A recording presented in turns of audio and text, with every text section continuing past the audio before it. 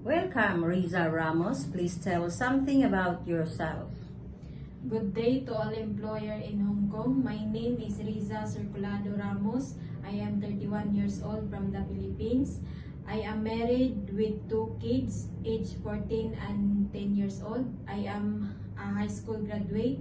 I have 3 siblings. I am the third one.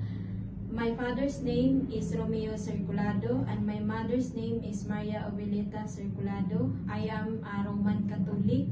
I work in Saudi Arabia for 2 years. I serve 5 members of the family, 2 adults and 3 children.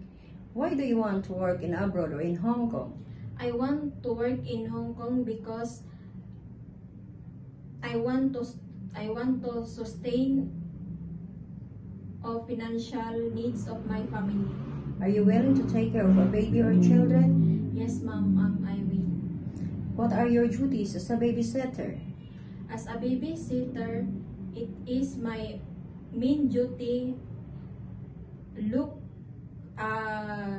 good health and safety of a children.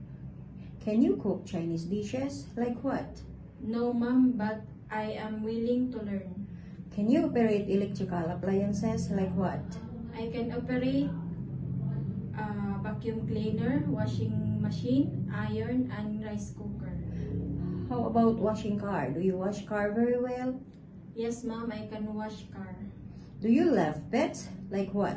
Yes, ma'am, I love pets like dogs and cats. Is it okay if your holiday will not be scheduled on Saturday or Sunday? Yes, ma'am, it's okay for me.